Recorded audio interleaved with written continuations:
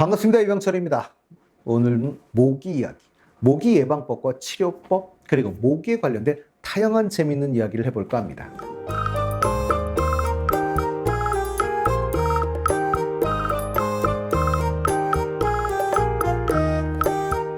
모기, 아무리 피해봐도 결국 물리면 정말 가렵습니다. 그렇다고 마구 긁는 것은 금물입니다. 피부 깊숙이 염증 반응을 일으켜 따갑고 퉁퉁 붓기도 합니다. 그리고 흉터를 남기기도 하지요. 물린 부위를 열십자로 손톱 자국을 내거나 손톱으로 짜내거나 침을 바르면 2차 감염 위험이 있어 절대 하셔선 안 되는 일이지요. 모기의 체액은 산성이기 때문에 물렸다면 즉시 비누로 씻은 뒤 모기약을 발라주는 것이 훨씬 좋습니다. 외출 중이나 약을 바르기 어려운 상황이라면 냉찜질을 하는 경우도 좋은데요. 그러나 냉찜질을 하기 어려운 상황인 경우가 많죠. 그런 경우는 편의점 등에서 시원한 음료수를 사서 문질러 주시면 가려움증이 좀 가라앉을 겁니다. 그러다 보니까 자연스럽게 덜 긁게 될 거고 빨리 나을 수도 있을 겁니다. 그러나 더 좋은 것은 안 물리는 것이지요. 그러니 안 물리도록 예방하는 게 가장 좋은데요. 제가 앞강에서 모기에 잘 물리는 경우를 소개해 드린 적이 있어요. 그러니 당연히 예방법은 땀을 흘린 뒤에는 바로 씻고 술은 좀 줄이시고 밝은색 옷을 입는 것이 모기에 덜 물리는 방법인 것이지요. 그리고 좀 많이 나오는 모기 기피제 사용하시는 것도 괜찮습니다. 그리고 집에서는 선풍기를 틀면 모기 접근을 막을 수 있는데요. 모기는 선풍기의 미풍에도 버티질 못합니다. 모기의 비행속도는 최대 시속 2.4km인데 선풍기의 풍속은 그보다 훨씬 빠르죠. 하물며 모기의 무게는 2-3g밖에 나가지 않아요. 그러니 모기에게 선풍기 바람은 사람에게 발생하는 토네이도 이상일 수 있습니다. 그리고 더 근본적인 해결책을 찾아야 할 텐데요. 첫째, 아파트의 경우엔 고층일 경우 모기가 있을 확률은 아무래도 좀 적습니다. 고층 건물 주변에서 가끔 나타나는 상승 기류와 같은 바람을 통해 올라오기도 하기는 하지만 그래도 좀 적은 편이죠. 그리고 엘리베이터를 타고 고층으로 이동하는 모기들도 좀 있습니다. 그러니 결국 집 앞 신문을 열었을 때 나와 함께 들어오거나 나에게 붙어서 들어올 수 있는 경우는 있지요. 그러니 집에 들어올 때 몸을 좀 털고 들어오시거나 그 문 입구에, 문 밖에 모기약 분사기능을 설치해 두는 것도 좋은 방법입니다. 그리고 두 번째는 24도, 27도가 모기에게 딱 좋은 온도라고 하는데요. 기온이 내려가는 밤 시간, 모기는 온도가 높은 실내로 침입하게 되죠. 2mm의 작은 구멍만 있어도 모기는 실내로 들어올 수 있습니다. 그러니 방충망에 찢어진 자리가 작으면 방충망형 테이프가 있으니 사다 붙이시면 되고요. 그리고 창문을 잘 보시면 밑에 창틀에 물에 고이면 빠져나가게 하는 물구멍이 있습니다. 그 틈을 통해서 들어오기도 하지요. 그러나 그 구멍을 막으면 물이 빠져나가지 못하니 그곳을 방충망형 테이프로 붙여주는 게 훨씬 좋고요. 창틀에는 창과 창 사이에 창문의 틈새를 메워 여름에는 벌레를, 겨울에는 외풍을 막아주는 털인 모헤어가 달려있는데요. 이것이 낡아서 틈이 생기는 경우가 있으니 확인하여 미리 교체해 주시면 좋겠습니다. 그리고 세 번째로 모기는 기본적으로 물에 알을 까기 때문에 물이 적어지면 자연스레 수가 줄어들게 됩니다. 그래서 가뭄이 들거나 태풍같이 큰 비가 자주 오면 웅덩이와 고인물이 있던 장구벌레가 다 쓸려 내려가서 개체수가 줄어들게 되죠.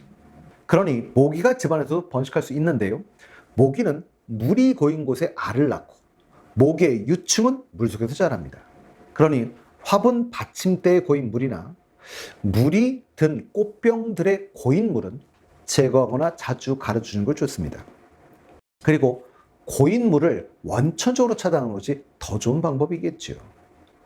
그래도 모기가 있다면 싱크대, 화장실, 베란다 등의 바닥에 있는 배수구를 통해 들어오는 경우가 있는데요.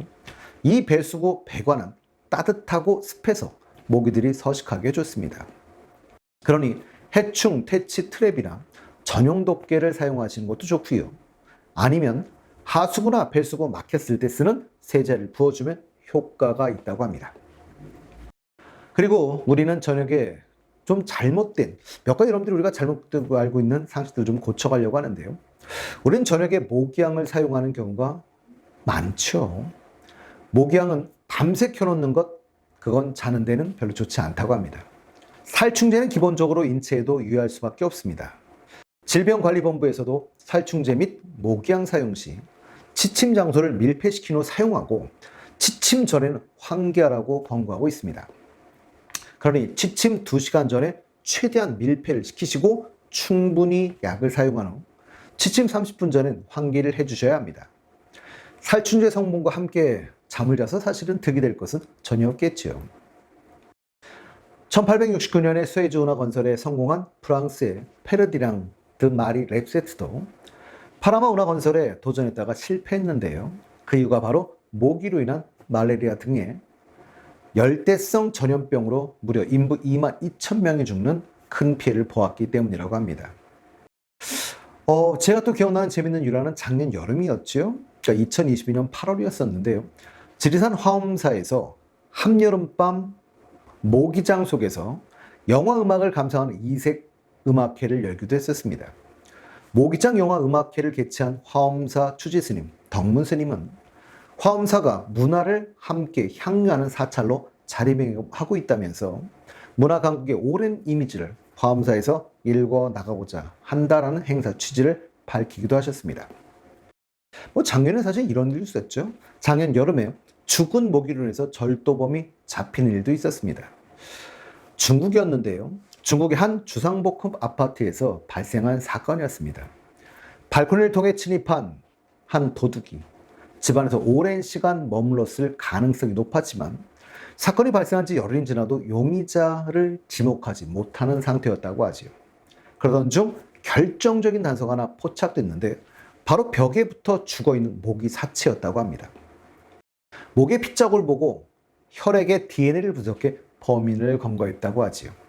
현장에서 검출된 혈흔은 차이라는 이름의 전과자의 것으로 확인되었기 때문에 검거되었다고 합니다.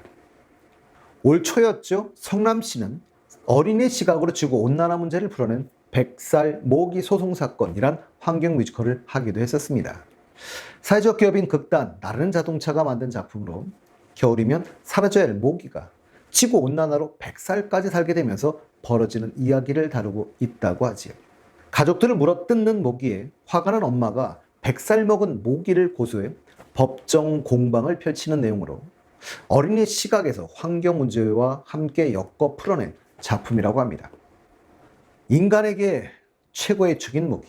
인간은 모기를 박멸할 권리를 가지고 있을까요? 모기는 생태계에서 모기만의 역할을 하고 있다고 합니다. 특히 유충인 장구벌레는 많은 포식자의 먹이이기도 한데요. 새, 박쥐, 물고기, 개구리 등의 생태계 먹이사슬의 기반을 차지하고 있습니다. 이 때문에 모기 박멸은 인간이 예측하기 힘든 부작용을 초래할 것이라는 반대 의견도 만만치 않습니다. 미국 플로리다 대학교 곤충학자 필 로니보스 박사는 모기 박멸은 상상을 초월하는 부작용을 낳는다고 경고하기도 했습니다. 모기가 사라지면 수천 종, 수만 그루의 식물 역시 멸종될 수 있다고 경고하고 있는데요. 그러나 모기가 없어져도 생태계에 별 이상이 없을 거라는 의견도 사실은 존재하죠. 당장은 모기나 장구벌레를 먹이로 하는 곤충이나 어떤 동물들, 특히 물고기들에게 영향을 주겠지만 그건 일시적인 영향일 거라는 겁니다. 장기적으로 모기를 대체할 먹이들을 찾게 될 것이라는 주장도 존재하지요. 모기, 인간에게 해로우니까 인간에게 이롭게 하기 위해 모기를 박멸하자는 주장도 나오는데요. 인간에게 해롭다는 이유로 생태계를 이루는 한 종 자체를 멸종시킬 권리가 인간에겐 있는 것일까요? 노, 장으로 대변되는 도가스당이 떠오르는 대목이기도 합니다.